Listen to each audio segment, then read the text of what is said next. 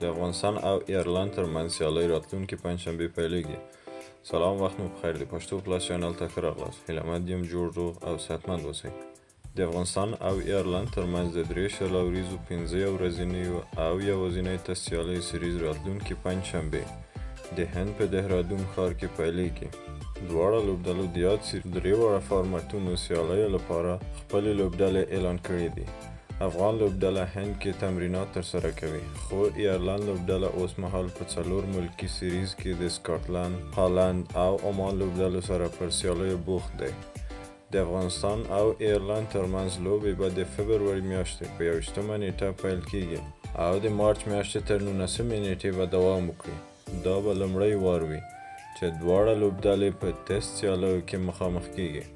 له دې وړاندې افغانستان د هند لوبډلې پر وړاندې او ایرلند د پاکستان لوبډلې پر وړاندې خپلې لومړۍ ټسټ سیالۍ ترسره کړي چې د دواړو ټیمونو په ماتې پای ته رسېدلي.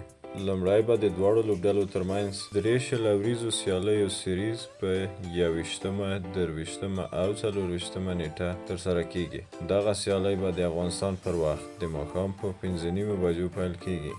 بیا د یو ورځنیو سیالیو سیریز په 28مه، 2مه، 5مه او 10مه نیټه ترسره کیږي. دغه سیالۍ به د افغانستان پر وخت د ماسپښین په 2 بجو پیل کیږي. دا ټولې سیالۍ به د هند په دهرادون ښار راجیو ګاندي نړیوال لوبغالي کې د افغانستان په کوربه‌توب ترسره شي. ډیره مننه کوم چې تر دې د موږ سره یوځای واست. که غواړئ نورې ښې او معلوماتي ویډیوګانې د پښتو پلاس چینل څخه وګورئ، نو هیله ده چې پښتو پلاس چینل سبسکرایب او خپلو دوستانو سره یې شریک کړئ. مننه کوم، ښه وخت ولرئ.